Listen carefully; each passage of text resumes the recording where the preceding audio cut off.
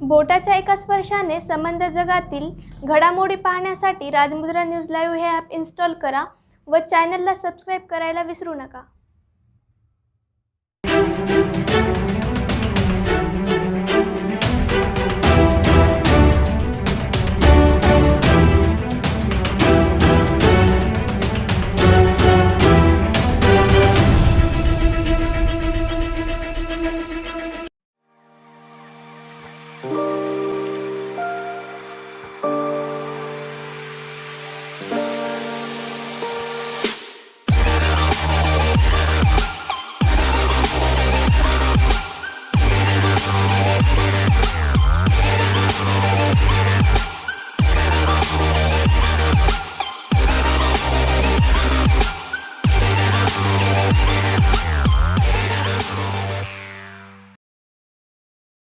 प्रचलित भारतीय शिक्षण व्यवस्थेमध्ये करिअरचा एक अत्यंत महत्त्वाचा टप्पा म्हणजे 10वी आणि बोर्डाची परीक्षा। त्याबरोबरच करिअरला दिशा देणाऱ्या नीट, JEE सारख्या प्रवेशपूर्व परीक्षा। ह्या परीक्षांच्या तयारीसाठी आज नांदेडचं नाव ज्यांच्यामुळं देशभर गाजलं अशा देशातल्या टॉपच्या इन्स्टिट्यूटपैकी एक असणारी कोनाळे नीट IIT अकॅडमी, या अकॅडमीचे संस्थापक सन्माननीय प्राध्यापक व्यंकटजी कोनाळे सर यांच्या मुलाखतीचा हा दुसरा भाग। पहिल्या मुलाखतीमध्ये विद्यार्थ्यांनी पालकांनी भरभरून प्रतिसाद दिला। अनेक कॉमेंट्स या मुलाखतीमध्ये विद्यार्थ्यांनी पालकांच्या प्राप्त झाल्या। विद्यार्थ्यांनी पालकांच्या कॉमेंट्सवरून काही प्रश्न त्यांच्या मनामध्ये डोकावत होते, त्या अनुषंगाने त्या प्रश्नांची उत्तरं मिळावी यासाठी आज पुन्हा एकदा देशभर ज्यांनी नांदेडचं नाव शिक्षण पंढरी म्हणून नीट आणि IITच्या माध्यमातून नावारूपाला आणलं, त्या टॉपच्या इन्स्टिट्यूटचे संस्थापक प्राध्यापक व्यंकटजी कोनाळे सर हे आज आपल्याशी संवाद साधणार आहेत। सर्वप्रथम राजमुद्रा न्यूज लाईव्हच्या करिअर मुद्रा या विशेष सदरामध्ये मी प्राध्यापक कोनाळे सरांचं स्वागत करतो। सर नमस्कार। सर सगळ्यात पहिले सांगा की 12वी बोर्डांच्या परीक्षा आता जाहीर झाल्यात। एव्हाना नीट आणि JEE आणि प्रॅक्टिकल या तीनही परीक्षांच्या आधी 12वीच्या बोर्डाच्या थेरी परीक्षा होणार आहेत। खूप कमी कालावधी राहिलाय। या अत्यंत तोकड्या कालावधीमध्ये आणि पॅन्डेमिकमुळे जिथं सगळं ऑनलाईन प्लॅटफॉर्मवरती अवलंबून राहावं लागलं, अशा परिस्थितीमध्ये नेमकं 10वी 12वीच्या परीक्षेची तयारी विद्यार्थ्यांनी कशी करावी याविषयी काय सांगाल? नाही, यावर्षी काय केलं शासनाने, थोडंसं 12वीच्या सिलेबसमध्ये पण सूट दिलेली आहे आणि मुलांनी छानपैकी तयारी केली। जरी ऑनलाईन असलं तरी मुलांनी जे शिकलेलं आहे ते खूप छान शिकलेलं आहे। फक्त मुलांनी शिकताना काय केलं आहे की फॉर्म्युला बेस्ड टाईप त्या व्हिडिओवरती कलेक्शन केलं आहे। पण आता 12वी बोर्डाला कसं आहे की थिअरी लिहावी लागते आणि थिअरीच्या प्रॅक्टिस करण्यासाठी थोडंसं बोर्डाचे जे बुक्स आहेत आणि जे यावर्षी दिलेले टॉपिक्स आहेत ते जर मुलांनी थोडंसं समोर घेतले, आपलं जे काही फॉर्म्युला बेस होता तो फॉर्म्युला बेस थोडंसं सब्जेक्टिव्हमध्ये म्हणजे लिखित प्रॅक्टिस करून ठेवायचा आणि जे बोर्डाने पाठीमागे क्वेश्चन बँक दिले आहे त्या क्वेश्चन बँककडे जे क्वेश्चन्स आहेत त्या क्वेश्चनचं ॲन्सर देता येतं का? कारण कसं आहे की गतवर्षीपासून जो पॅटर्न चेंज केलेला आहे, विशेष म्हणजे ऑब्जेक्टिव्ह मॅक्झिमम्स आहेत आणि त्या ऑब्जेक्टिव्हमुळे आपल्याला काय होतं की टाईम सेविंगचा प्रश्न थोडासा मिटून जातो आणि सब्जेक्टिव्ह आहे ते सुद्धा ऑब्जेक्टिव्ह टाईपच ॲन्सर द्यायचं। इतकं काही बोललं पूर्वी हिस्ट्रीसारखं ॲन्सर द्यायचं असंच एक पेज अर्धा पेज नाही, एक क्वेश्चन 2 मार्क 1 मार्क अशा टाईपचं असल्यामुळं त्याला मॅक्झिमम पुन्हा 2 ते 3 स्टेटमेंटमध्ये कंप्लीट करता येतं। फक्त ॲन्सर देत असताना एकच काळजी घ्यायचं की मेन क्वेश्चन काय विचारलं आहे आणि त्याच्याशी निगडीत आपल्या बोर्डाच्या बुक्समधल्या पॅटर्नशी ॲन्सर द्यायचं। वाटलं आल्यासारखं म्हणून भानगडीत पडायचं नाही। यासाठी तुम्हाला या असलेल्या कालावधीमध्ये एकच काम करायचं आहे, बोर्डच्या बुक्समध्ये जे काही लिहून ठेवलेलं आहे त्याला सिस्टमॅटिक रीड करा। त्याचे 2 फायदे होतात। कारण आपल्याकडे जरी बोर्डाचा सिलेबस म्हणून आपण ओळखत असाल तरी बोर्डाच्या सिलेबसच्या बाहेरचं नीटलाही त्या टॉपिकमधून काही येत नाही. मी लिखित तुम्हाला बॉन्डवरती देतो. कारण यात विशेष आता तुम्ही नेहमीच्या जर 2 परीक्षा झाल्या विशेष आहे ना, तर ते जे क्वेश्चन्स आहेत शासनाने काय केले की मुलावरती कुठल्याही प्रकारचं बर्डन येऊ नये या उद्देशाने NTA तशी सूचना दिलेली आहे की तुम्ही बुक्सच्या बाहेर काही जाऊ नका. त्यामुळे येणारे क्वेश्चन इतके सिम्पल्स आहेत, पण कधी कधी धोका काय होतो की नॉलेज ओरिएंटेड आपण तयारी केली असते आणि बुक आहे ना बोर्डाच्या बुकच्या लाईन्स आपण काही सोडून दिल्या असतात. पण हा धोका कसा आहे की ज्यांना थिअरीची सवय नाही अशा मुलांचे मार्क्स कमी होऊ शकतात. विशेष मी सांगते नीट आणि JEE सुद्धा. जर या थिअरीच्या निमित्तानं तुम्ही एक जर बेस बनवलात तर नीट आणि JEEचे क्वेश्चन्स तुम्हाला अगदी सिम्पल वाटतील. कारण डायरेक्ट क्वेश्चन्स यावर्षी परीक्षेत येत आहेत. म्हणून बोर्डाच्या निमित्ताने मुलांनी एक प्रिकॉशन घ्या. त्या टॉपिकच्या सिस्टमॅटिक शॉर्टकीज तयार करून ठेवा, ज्याच्यामुळे काय होतं की कलेक्शन होऊन जातं आणि बोर्ड संपल्यानंतर जसंही आपण नीट किंवा JEEचं सोबत ॲडव्हान्स प्रिपरेशन्स ज्या IITच्या मुलांचं करायचं असतं त्यांना हे अतिशय इफेक्टिव्ह बेनिफिट म्हणतात आपण त्याला त्या बोर्डाचं होणार आहे. आणि विशेष यावर्षी शासनाने काय सूट केले की दरवर्षी प्रॅक्टिकल्स अगोदर व्हायचे, त्यावर्षी प्रॅक्टिकल नंतर झाल्यामुळं जो काही कालावधी आहे सिस्टमॅटिक आपल्याला कलेक्शन करण्यामध्ये वापरता आलं पाहिजे. कारण काय व्हायचं की प्रॅक्टिकलच्या निमित्तानं मग प्रॅक्टिकल वर्षभर काही मुलं करतच नसायचे. रेकॉर्ड बुक म्हणजे वेगवेगळ्या ॲक्टिव्हिटीमध्ये त्यांचे जवळपास 1 महिना वेस्ट जायचे. पण यावर्षी शासनाने ती थोडीशी ॲडजस्टमेंट केली आणि विशेष म्हणजे प्रॅक्टिकलमध्ये चेंजेस केले आहेत. त्यामुळे प्रॅक्टिकलचं फारसं काही डोक्याला हेड्याक घ्यायची गरज नाही. ते आपल्या असलेल्या 4 दिवसाच्या टायमिंगमध्ये प्रॅक्टिकल 100% कम्प्लीट होऊन जात आहे. म्हणून बोर्ड इतकं प्रिपेअर छान करा की मी लिहून देतो जे CET स्पेशली मॅथ CET करणारे मुलं आहेत त्या मुलांचं 100% 200पैकी 150 मार्क्स कव्हर होतातच. तुम्ही फक्त बोर्डची तयारी करा आणि टॉपचे इंजिनिअरिंगचे कॉलेज तुम्हाला भेटून जातात.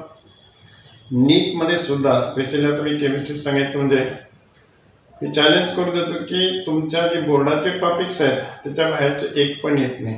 तर एवढं चॅलेंज केल्यानंतर जर तुम्ही विश्वास ठेवून व्यवस्थित जर प्रिपेअर केला, बोर्ड हे तुमच्यासाठी अत्यंत जवळचं टूल आहे की नीटचे मार्क्स वाढवता येतात. व्यावसायिक अभ्यासक्रम MBBS असेल, IIT असेल, फार्मास्युटिकल असेल, वेगवेगळ्या व्यावसायिक अभ्यासक्रमांना अनिवार्य असणारी प्रवेशपूर्व ज्या काही परीक्षा आहेत नीट, JEE, CET, ह्या परीक्षा अवघ्या 3-4 महिन्यांवरती येऊन ठेपल्या. सर उदाहरणार्थ नीटचं जर उदाहरण घ्यायचं झालं तर 720 मार्काची नीट आहे. त्याच्यामध्ये 360 मार्क बायोला असतात आणि 180 इच फिजिक्स आणि केमिस्ट्रीला असतात. तर असं मार्काचं वेटेजनुसार त्याचं बायफर्गेशन करून नेमकं नीटचा किंवा IITच्या JEEचा विद्यार्थ्यांनी या शेवटच्या 4 महिन्यामध्ये कसा अभ्यास करावा. कारण आपण एक साधं क्रिकेटचं जर उदाहरण बघितलं तर शेवटच्या 5 ओव्हरमध्ये जी टीम चांगलं खेळते ती विजय होते असं म्हणतात. तर हे शेवटचे 4 महिने तसे खूप महत्त्वाचे ठरणार आहेत विद्यार्थ्यांसाठी. तर ह्या नीट IITच्या विद्यार्थ्यांनी या शेवटच्या 4 महिन्यामध्ये त्यांच्या प्रवेशपूर्व परीक्षांची नेमकी कशी तयारी केली पाहिजे. नीटमध्ये specially physics, chemistry, bio 3 subject आहेत. बायोला 360 मार्क्स आहेत, फिजिक्स केमिस्ट्री 180चा आहे. विशेष म्हणजे कसं आहे की बायो स्कोरिंग सब्जेक्ट आहे, यात काही डाऊट नाही. पण बायोची प्रॅक्टिस करताना मॅक्झिमम आपण फक्त याच्यावर लक्ष द्यायचं आहे की त्या इन्सर्टीची लाईन आपली क्लिअर झालेली आहे का. एक पेज रीड केल्यानंतर ते पेज बंद करून ठेवायचं, रिमाइंड करायचं आणि त्यातले प्रत्येक पॉईंट्स आपल्याला आठवल्यानंतर मेन लिहून काढा. बाहेरचं काही येणार नाही. त्याच्यामुळं असं नाही की 360 मार्काचा आहे म्हणून त्याला आपण डबल वेळ द्यायचा, बिलकुल गरज पडत नाही. टाईम 3 विषयाला सारखं डिस्ट्रीब्युशन करा. एकदा तो टाईम डिस्ट्रीब्युशन केलं की आपला त्या टायमिंगमध्ये हा पार्ट करायचा या सब्जेक्टचा हे डिसाईड करा तुम्ही. आणि दुसरं म्हणजे विशेष असं आपल्याला आहे की फिजिक्सला जास्त प्रॉब्लेमच्या प्रॅक्टिसची गरज पडते. फिजिक्सचं कसं असतं की एनसाईट थेरॉटिकल जेवढे असतात ते एनसाईटी बेस्ड येतात डायरेक्टच, पण जे प्रॉब्लेम बेस्ड असतात तर त्यांना थोडीशी प्रॅक्टिसची गरज पडते. फॉर्म्युला कसं ओरिएंट करायचं, त्यासाठी नंबर ऑफ प्रॉब्लेम जर जास्त सॉल्व केला तर तुम्हाला कमीत कमी वेळेमध्ये कसं सॉल्व करता येईल, त्यासाठी जे प्रॉब्लेम बेस्ड सब्जेक्ट आहेत त्यांना तुम्हाला वेळ तेवढाच द्यावा लागतो जेवढा तुम्हाला बाहेरला द्यायचा आहे. केमिस्ट्रीमध्ये स्पेशली जो इनऑर्गॅनिकचा पार्ट आहे तुम्हाला तर चांगल्यापैकी कन्सेप्ट डेव्हलप करून व्यवस्थितशीर स्वतःचे चार्ट बनवून ठेवावं लागतात. आजकाल काय झालं की कुठंतरी आपली प्रसिद्धी व्हावी म्हणून लोक चार्ट मार्केटमध्ये विकायला लागले, तर ते त्या चार्टमधलं येतंय कुठलं आपलं एनसाईटच्या डायरेक्ट बुक्समधलं, म्हणून त्या बुक्सला तुम्ही किती वेळा रिवाईंड करता, बांधून टाकता, त्याच्यावरती तुमचा सगळा तो इनऑर्गॅनिकचा खेळ आहे. पहिला प्रश्न ऑर्गॅनिक आणि फिजिकल. ऑर्गॅनिकमध्ये काय असणार आहे, रिॲक्शनचे सेल्फ त्या एन्झायटीमधले जर चार्ट आपण तयार करून घेतले, प्रिपरेशन प्रॉपर्टी ज्या काय असतील त्याच्या, आणि त्या जर सतत आपण डोळ्याकडून जर घातला तर ऑर्गॅनिक लिंकमध्ये येणारा पार्ट आहे. तर ऑर्गॅनिकमध्ये असं काही सेपरेशन नाही की 11वीचा टॉपिक आहे की 12वीचा टॉपिक आहे, तसे काही नसता. एकदा सगळे लिंकमध्ये क्वेश्चन्स तयार करत असतात. पण यावर्षी मी तुम्हाला कॉन्फिडेंटली सांगतो, पेपर काढताना हे सुद्धा फार हेडेकचा पार्ट नाही. कारण कसं आहे की शासनाने स्ट्रिक्टली सांगितलं आहे जास्तीत जास्त स्टेपचे क्वेश्चन्स अवॉइड करा. कारण कसं आहे मुलांची तयारी झालेली आहे, ती तयारी एका विशिष्ट लिमिटिंग पिरियडमध्ये झाली असल्यामुळं तर तुम्ही डायरेक्ट 1 स्टेपचे जे क्वेश्चनचं प्रिपरेशन केला तरी सफिशियंट आहे. आणि राहिला फक्त फिजिकल केमिस्ट्रीचं, तर फिजिकल केमिस्ट्रीमध्ये थोडंसं तुम्हाला फॉर्म्युले आणि प्रॉब्लेमची प्रॅक्टिस जर केली तर एकदम सिम्पल वाटतं. आणि हा जो टाईम पिरियड आहे जसं सरांनी म्हणजे 4 महिन्यामध्ये नेमकं काय करायचं आहे, तर 4 महिन्यामध्ये नेमकं काय करायचं याच्यापेक्षा आपल्याला 3 महिन्यामध्ये प्लॅन करायचं आहे की शेवटचा 1 महिना पण कसं हँडल करायचा आहे. कारण 3 महिन्यामध्ये तुमच्या मागे बरंचसं बोर्डाचं आहे, प्रॅक्टिकल्स आहेत, ह्याच्यात तुमचा कालावधी जाण्याचे चान्सेस आहेत. ते असू द्या, यात तुम्ही काय करा की आताच्या 3 महिन्यामध्ये एक फिक्स करा, शेवटच्या महिन्यात मला एवढं पाहिल्यानंतर माझं 100% झालं अशी कशी खात्री होईल. त्या शेवटच्या महिन्याची तयारी या 3 महिन्यात अगोदर करून ठेवा प्रत्येक सब्जेक्टचं. कारण हे प्रत्येक स्टुडंटशी रिलेटेड असतं. आपण कुठला असा विशेष टाईम टेबल आम्ही देण्यात काही मजा नाही. आणि राहिला प्रश्न, शेवटचा महिना अत्यंत महत्त्वाचा असतो.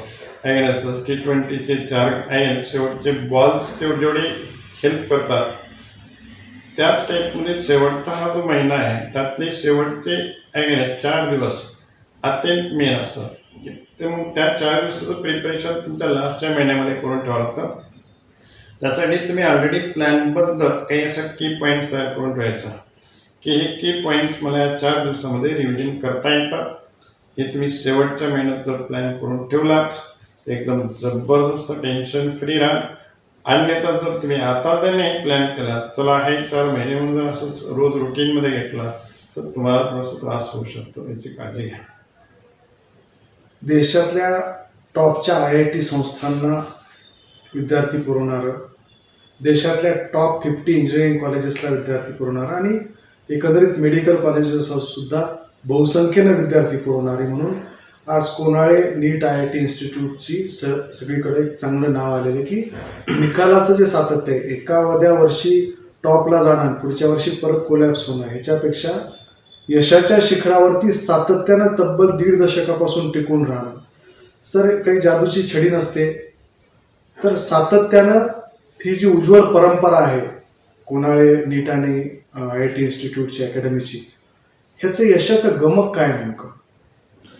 या एरियामध्ये जे स्टुडंट शिकतात त्यांचा सर्वात जास्त अभ्यास मी पहिल्यांदा करतो. तर मुलांनी 10th कोणता सिलेबस हँडल केलेला आहे आणि मग 11th 12th त्यांना काय लागणार आहे ह्याची पूर्ण स्टडी केल्यानंतर मी पहिल्यांदा डिसाईड करतो की कोणताही सब्जेक्ट नुसतं वरवर सांगून वाऱ्यावरती सोडून देणं फार अवघड जातं.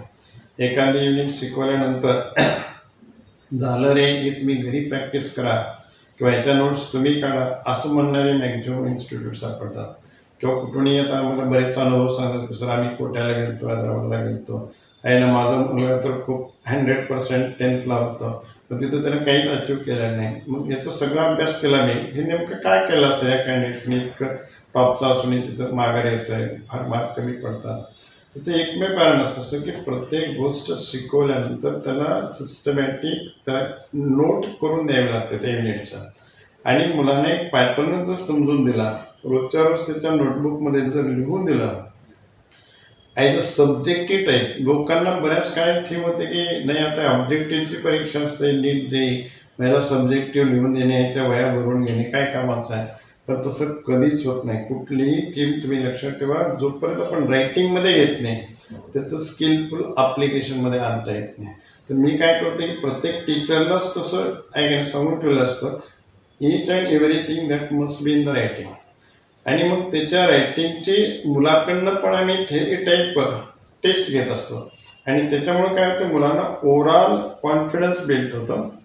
आणि त्यानंतर ते समराईज करून जेव्हा MCQ मुलांच्या ॲप्लिकेशन थ्रू जेव्हा सॉल्व्ह करायला लागतात तेव्हा मुलांना एक कॉन्फिडन्स येतो आणि असं वाटतं की प्रत्येक टॉपिकमध्ये एकदम जबरदस्त आले, काहीच प्रॉब्लेम राहिलेला नाही. आणि यासाठी ज्या टेस्ट आपण म्हणतो सातत्यानं टेस्टवरती भडीमार असतो. टेस्ट घेत असताना मोस्ट ऑफ द इन्स्टिट्यूटची मी काही चर्चा करत नाही, पण ते काय करतात, आपलीच क्वेश्चन बँक दिलेली असते आणि मुलांना सांगतात की या संडेला हे छान प्रिपरेशन करा आणि मग 400 क्वेश्चन द्यायचे, त्यात सांगायचे 50 क्वेश्चन सहज राईट मारायचं. आणि मग काही मुलं तसं रट्टा मारतात आणि मग पॅरेंटच्या पुढे वाटते की माझा तर कॅन्डिडेट आउट ऑफ मार्क मिळाला, पण त्यानं ते पाठ पूर्ण आलं त्याचं ते क्वेश्चन इज ॲन्सर. असं सिस्टम जर वापरलं तर काही मुलं काय करतात की टेम्पररी खुश राहतात आणि नंतर मात्र जसे जशी परीक्षा जवळ आलेली तेव्हा त्यांना हेक्टिकपणा वाटतो. म्हणून मला या सगळ्या मुलांची सायकॉलॉजी ओळखून मी काय करत असतो, आपण दिलेली प्रॅक्टिसचे क्वेश्चन्स आणि त्याच्याशी निगडीत असलेले ॲप्लिकेशन टाईप क्वेश्चन्स, म्हणजे कुठंच मॅच होत नाही क्वेश्चन्स, जर ते सॉल्व्ह करता आलं तर तो पोरगा स्टँड झाला. हे क्वेश्चन पॅटर्नमधून पाहत असतो. आणि प्रत्येक पेपर घेत असताना समजा आमच्याकडे 45ची टेस्ट आहे, तर मी त्या टॉपिकचे each and every bit complete होतं का हे स्वतः पेपर काढून चेक करून असे एका टॉपिकचे 5-5 क्वेश्चन सेट बनवलेले आहे. म्हणजे त्याला असं वाटतच नाही की फायनलला क्वेश्चन पेपर पाहिल्यानंतर माझ्या नजरेतून हे गेलेलंच नाही. हे तर माझ्या परीक्षेत 2-2दा रिपीट झालेलं आहे आणि त्यामुळे इतकं सिम्पल वाटतंय त्याला, कॉन्फिडन्स बिल्ड होतं की पेपर सोपा आला. आणि या धर्तीवरती आज आपल्या नोट्स जे आपण 25 वर्षामध्ये प्रिपेअर करून ठेवले आहेत, त्या नोट्स अशा आहेत की परीक्षेवर आल्यानंतर मॅक्झिमम पोरं टिक मार्क करतात, अरे इथं जसं तसं ॲज इट इज आहे. आणि मग किती सिम्पल आहे, म्हणजे माझ्या प्रॅक्टिसमुळे किती फायदा झाला की अनुभवाने जे काढलेल्या ज्या नोट्स आहेत त्या नोट्सच मेन गमत आज ठरते. मग ते IIT असो की नीट असो, हे लेवल ओळखून जर मुलांना शिकवलं तर रिझल्ट मला असं वाटतं की काही हार्ड नसते. सर शेवटचा एक प्रश्न, जे मी मागच्या 10-12 वर्षांमध्ये बघतोय, 10-12 वर्षापूर्वी मुलगा आपली आपली तयारी करायची, CET द्यायची, नीट द्यायची, मेडिकलला प्रवेश घ्यायचे, परंतु स्पर्धा जी आहे तितकी प्रचंड वाढली, अक्षरशः जीवघेणी म्हणत्या इतपत ही स्पर्धा सगळ्या क्षेत्रात झाल्यामुळं मागच्या 12-15 वर्षापासून मी बघतोय की मुलाच्या करिअरमध्ये पॅरेंट्सचा इंटरेस्ट किंवा इन्व्हॉल्वमेंट ही प्रचंड वाढलेली आहे. काही काही घरामध्ये तर मी जातो, ज्यांची मुलं 10वी-12वीला आहेत, ते पॅरेंट्स असा सुटकी चेहरा करून बसलेले असतात अक्षरशः की पोरगं 12वीला आहे. आणि ह्या पॅन्डेमिकचा काळ आहे, आता शेवटचे 4 महिने राहिले, तर नेमकं पॅरेंट्ससाठी काही सल्ला देऊ शकता का, आपण काही देऊ इच्छिता का? नाही, पॅरेंटला थोडंसं या कालावधीमध्ये प्रिकॉशन घेऊनच लावावं लागतं. कारण कसं आहे की कुठला ओव्हर कॉन्फिडन्स करता येत नाही, पण काळजी घेणे कंपल्सरी आहे. कारण कसं आहे की पॅरेंट्स बाहेर फिरतात, योगायोगानं थोडे घरात जर डिस्टर्बन्स आलं किंवा एखादे रिलेटिव्ह पॉझिटिव्ह आला किंवा त्याच्या निमित्ताने एखाद्या घरातला पॉझिटिव्ह आला, ते एन्व्हायरमेंट खराब होऊ शकतं. त्यामुळे सर्वात महत्त्वाचं प्रिकॉशन घ्या, ज्या काही सूचना आहेत ते फॉलो करा, तो तर पाठ आहे. दुसरा अत्यंत महत्त्वाचं आहे की आता टाईम पिरियड फार कमी आहे. प्रत्येकांना वाटते की माझ्या मुलांना आता केलंच पाहिजे, इतकं झालंच पाहिजे आणि मग तुझा दोष आहे, मग तू इतके दिवस असं केला नाहीस, मग आता काय करणार आहे, अशी चिडचिडपणा मोस्ट ऑफ द पॅरेंट्स करत असतात. तर ह्या गोष्टी सगळ्या दूर ठेवायच्या कारण कसं आहे की जसं मागे तुम्ही एन्व्हायरमेंट दिलात त्याच्यानुसार तो कॅन्डिडेट डेव्हलप झाला. तुम्ही एन्व्हायरमेंटच दिला नाहीत आत्तापर्यंत. मी या 4 महिन्यासाठी सांगतो स्पेशली, बाकी इकडचं सांगत बसणार वेळ आहे आपल्याकडे. तुम्ही एन्व्हायरमेंटच दिला नाही, मुलांना म्हणतात की आता तुला मार्क आले पाहिजे, इतकेच पडले पाहिजे. जर विनाकारण जर ट्रेस दिला तर त्या कॅन्डिडेटला टेन्शन यायला लागतं आहे ना. आणि त्यात विशेष म्हणजे काय होतं, आजी एक बोलते काय झालं रे मला म्हणते, पॅरेंट्स आले, पप्पा आले की म्हणतात आज केलं का नाही, दिवसभर बसलं किंवा 3 दिवसभर. ह्या ज्या शेवटच्या स्टेजमध्ये ज्या गरज नसताना मुलांचे हेडॅक वाढवण्याचे आहे ना बरेच जण करतात, तेवढं टाळा. मुलांना प्रमोट करा, मुलांना सांगा खूप चांगला कालावधी आहे, त्याच्यात तो टाईम टेबल तयार कर. जे काही प्रॉब्लेम्स असतील टीचरसोबत शेअर कर. आम्हाला काही तुला हेल्प करायची असेल ते सांग. आणि तू खूप काही करू शकतोस, कारण आत्तापर्यंतचा आमचा अनुभव तुझ्याशी शेअर केलेला आहे. जेव्हा तुला वाटतं मला आता करायचं आहे, तिथून तू आम्हाला बऱ्याच वेळेस करून दाखवलेला आहे. त्यामुळं बाकी टेन्शन घेऊ नकोस, अभ्यासात इन्व्हॉल्व हो. टाईम टेबल फक्त अभ्यासाचा लाव, डोकं इतर जाईल असा टाईम टेबल कुठं वापरू नकोस. आणि ट्रेस घेऊ नकोस. परीक्षा ही प्रत्येकाची असते, जोपर्यंत परीक्षा होत नाही तोपर्यंत प्रत्येकाला वाटते की माझा अभ्यास झाला नाही. आणि तेच फार महत्त्वाचं आहे, अभ्यास झाला नाही म्हणून आपण अभ्यासात इन्व्हॉल्व होतो, काय ना ओव्हर कॉन्फिडन्स करत नाही. एवढे जर मुलांना थोडंसं सांगितलं तर फक्त अभ्यास करत चला, बिलकुल बाकीचं टेन्शन घेऊ नको. चांगलं एन्व्हायरमेंट घरामध्ये प्रोव्हाइड करा. कारण काय बरेच जण काय करतात, कॅन्डिडेट तिकडे अभ्यास करत बसतोय, इकडे गप्पा मारायला लागतात किंवा अचानक कुठल्या तर घरचे भांडणे करायला लागतात. ह्या काय करतात की मुलं बारकाव्याने ऑब्झर्व करायला लागतात आणि त्याचा परिणाम त्याचे 4-2 तास जरी वाया गेले दिवसाचे एखाद्या दिवशी 8 दिवसामध्ये, तरी ते तुम्हाला इथं परवडत नाही. एकदम रिलॅक्स राहा, खुश ठेवा कॅन्डिडेटला, शेवटपर्यंत त्याच्यासोबत राहा, कुठलेही ट्रेस येणार नाही एवढी काळजी घ्या. आजकाल पॅरेंट्स खूप शिकलेले आहेत, जास्त मला काही सांगावं वाटत नाही, असं एवढी माझी इच्छा आहे. विद्यार्थ्यांची मानसिकता सकारात्मक ठेवा, त्याचं मनोधैर्य वाढेल असंच वातावरण घरामध्ये ठेवा, त्याच्यावरती बर्डन टाकू नका. त्याचबरोबर पॅन्डेमिकचा काळ आपल्या घरामध्ये 12वीचा एक विद्यार्थी आहे, त्यामुळं त्याला तर बाहेर फिरून देऊच नका, परंतु तुमच्या रूपानं कोरोना घरात प्रवेश करणार नाही याची सुद्धा पुरेपूर काळजी घ्या. सगळ्यात महत्त्वाचं त्याचा आहार विहार आणि त्याची पुरेशी झोप यावर लक्ष ठेवा.